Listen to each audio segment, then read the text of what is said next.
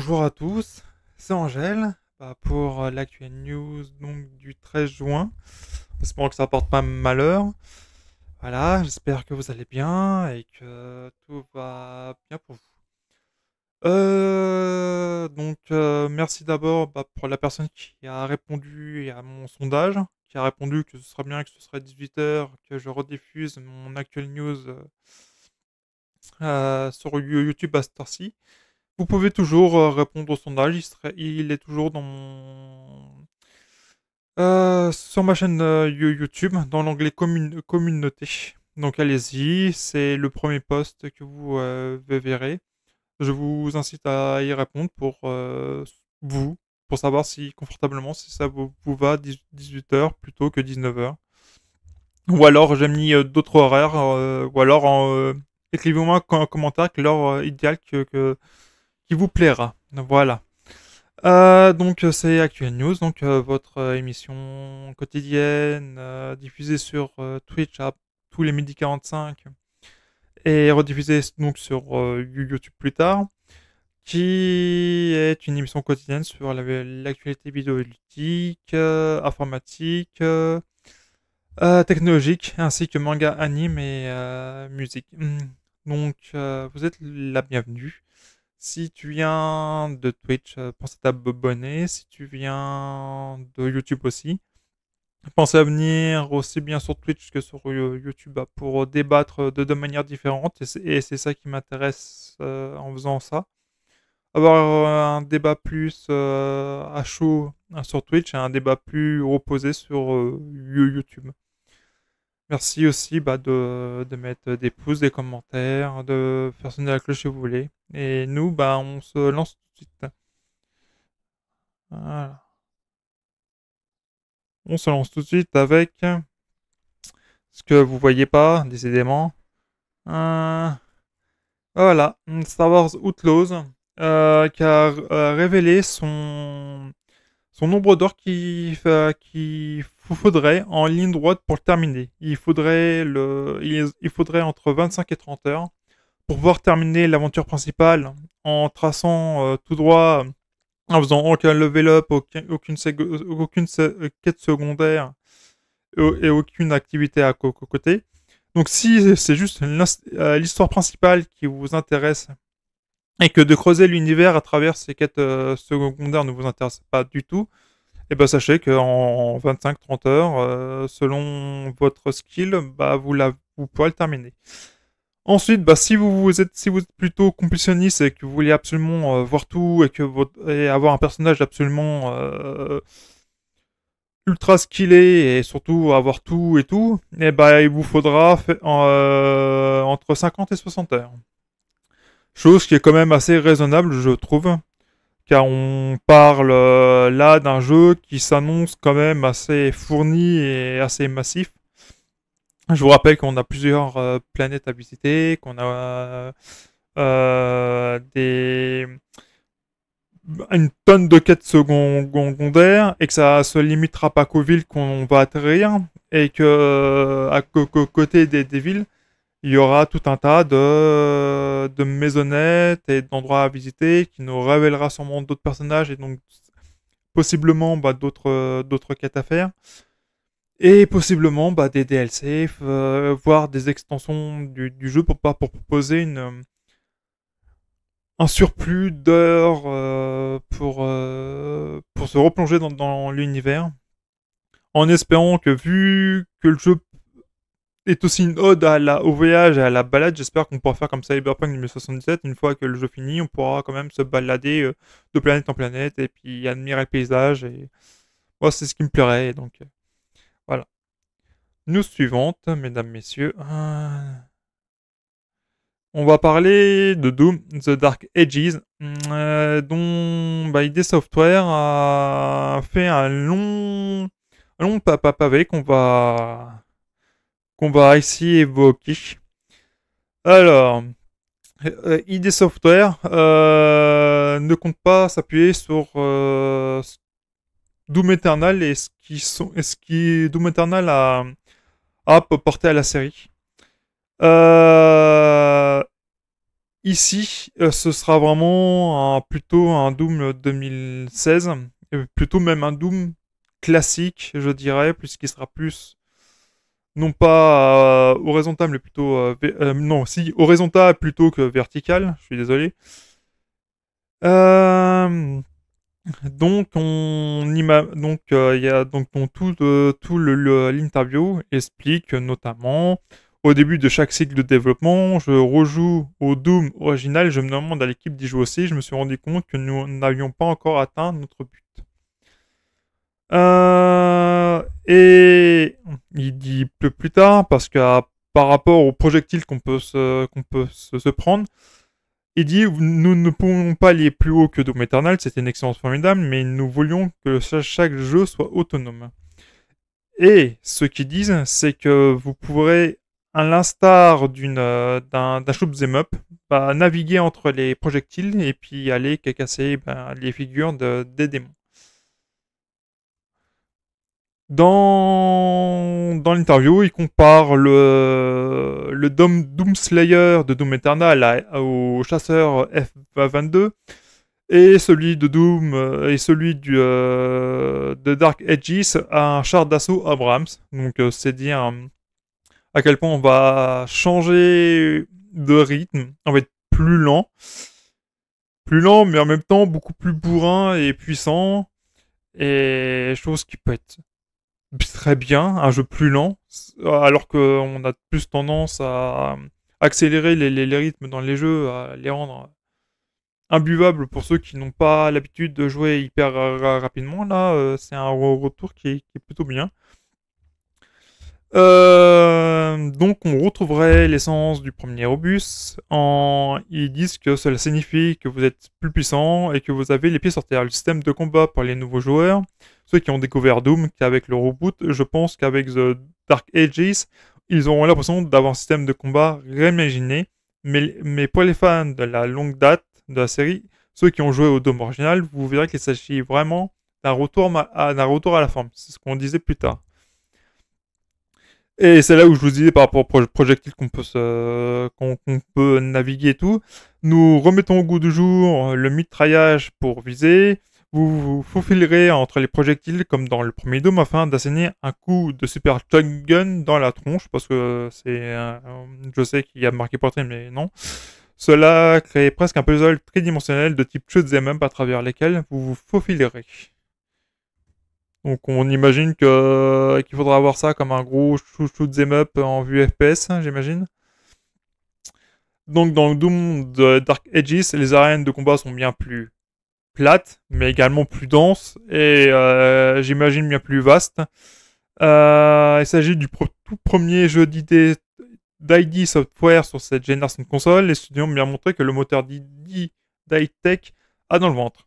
Ainsi, ils vont nous proposer de superbes résultats visuellement et affichera plus de démons qu'auparavant. Nous avons plus de démons que jamais auparavant. Et il y a un plan où le Slayer prend un tournant et où il tue tellement. Utiliser ce fusil à pompe et faire tous ses dégâts avec tous les morceaux de sang qui se détachent. Et le retour d'informations que nous pouvons obtenir aujourd'hui dans les jeux est tout simplement incroyable. La technologie nous permet vraiment de créer des espaces et des IA parmi les plus vastes qui soient.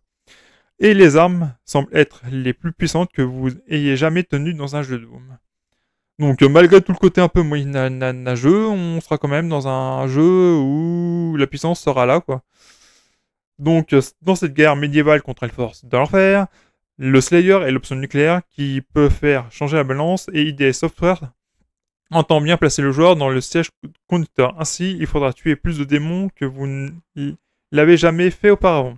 Je pense que le nombre d'IA à l'écran est, je pense même pas qu'il y ait une limite à ce stade. C'est fou.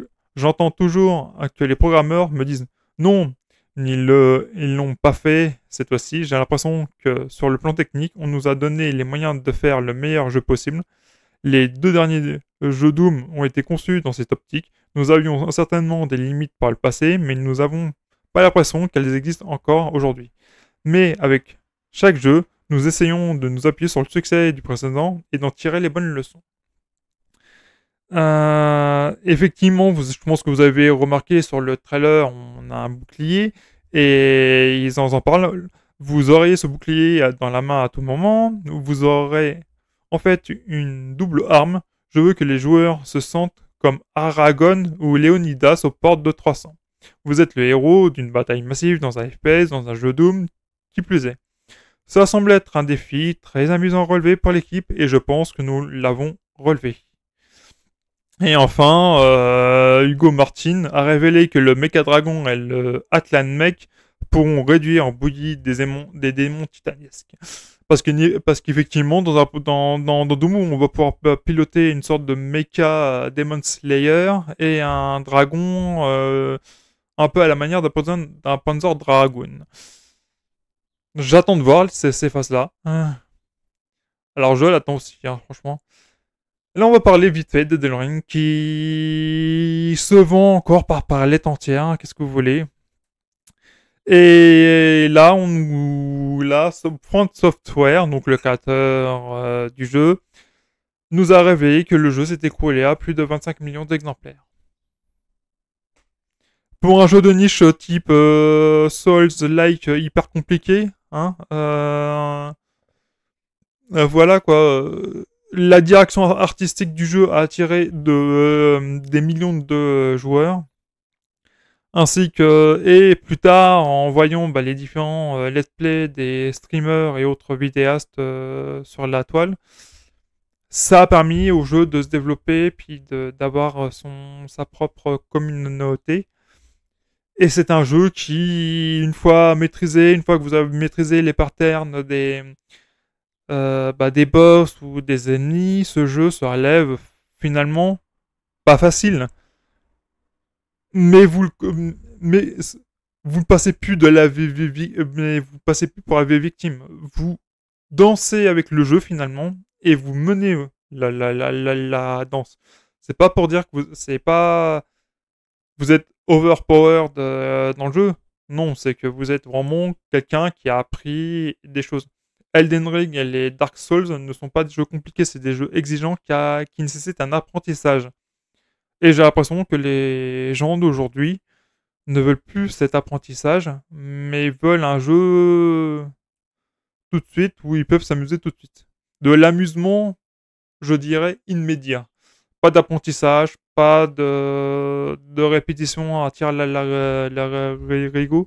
Et pourtant, cet Elden Ring avec ses 25 millions d'exemplaires a pu montrer le contraire, que beaucoup de joueurs aussi attendaient un jeu un peu plus exigeant que ça.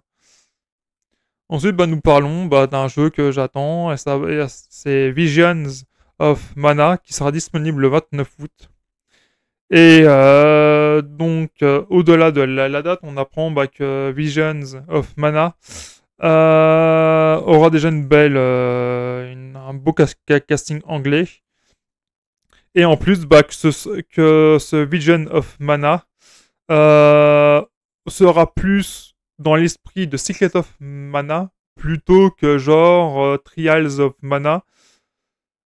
Chose qui n'est pas plus mal. Secret of Mana est quand même un jeu mythique et légendaire qui a sa propre patte artistique, son propre,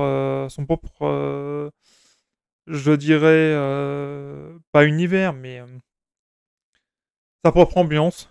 Et s'il est vraiment comme Secret of Mana, je pense que je vais me le prendre, mais direct. C'est plutôt des bonnes choses. Ensuite, je vais vous passer une news. Si je vous dis Metallica arrive dans Fortnite, vous vous débrouillez avec cette news. Non. C'est lors du Fortnite Festival qui débarque pour la saison dès le 13 juin, donc à partir d'aujourd'hui. Donc ils arrivent dans un mode, en une salle la scène royale JCJ. Donc ce sera un peu un mode entre du Battle Royale et du Guitar Hero. Et bien sûr, on affrontera évidemment le cast de Metallica en entier et vous pourrez jouer dans une arène à 16 joueurs. Et Et ce sera là une énième collaboration prestigieuse, je dirais, après Lady Gaga, The Weeknd et Billie Eilish. Et là, c'est autour des métalleux de Metallica. Euh,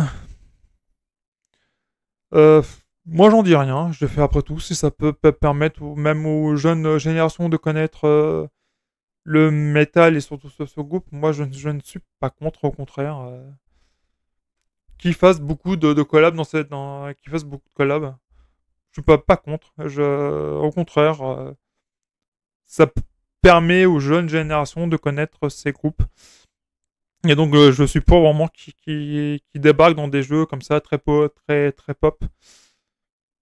Et j'espère qu'il y en aura d'autres aussi. Voilà. Moi, je suis plutôt dans le côté ouvrons le métal à beaucoup plus de choses pour lui permettre de perdurer, si vous voulez. Et puis qu'il puisse continuer de perdurer dans le temps. Même si le rock ne sera jamais mort, autant prévenir. Et ensuite, la news. Quoi, je pense que je vais mettre en gros, même si je pense que vous connaissez ma chaîne, c'est d'abord le gaming, après l'anime. Mais là, on a un reboot donc d'Astro, le petit robot, ou Astro Boy, pour le titre original, qui s'offre un reboot. Et donc ce sera donc un projet de 26 épisodes de 26 minutes qui sera bientôt annoncé. Pour l'instant, il n'y a pas de date. J'ai beau regarder le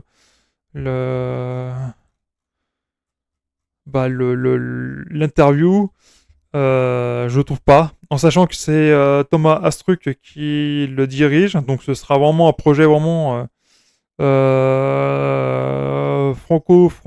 franco-japonais avec Shibuya Production, Tezuka Production pour développer les nouvelles aventures d'Atom.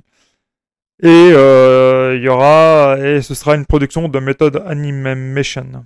Donc c'est vraiment une bonne nouvelle et je l'attends vraiment de pied ferme ce reboot. Pour tous ceux qui n'ont désolé. Pour tous ceux qui n'ont pas connu Astro, le petit robot, c'est tout simplement un chercheur qui perd son enfant dans un accident et qui décide de donner la vie à un être artificiel à son image. Simplement, ce petit robot n'est pas très aimé et le projet du père n'est pas très approuvé. Donc, il parcourt son monde et il finit par la machine finit par être activée, le robot finit par être se mouvoir et être vivant. Et et c'est là où, à travers ses aventures, finalement, il acquiert franchement une légitimité d'être et une affection, puis après un amour de ceux qui l'ont croisé et qui, de par ses aventures, lui permettent aussi de vivre. Parce qu'il était quand même destiné au démontage, si je m'en souviens bien, c'est selon une organisation qui demande le démontage parce qu'elle est, soi-disant, c'est pas normal qu'un robot intelligent soit né comme un nanana.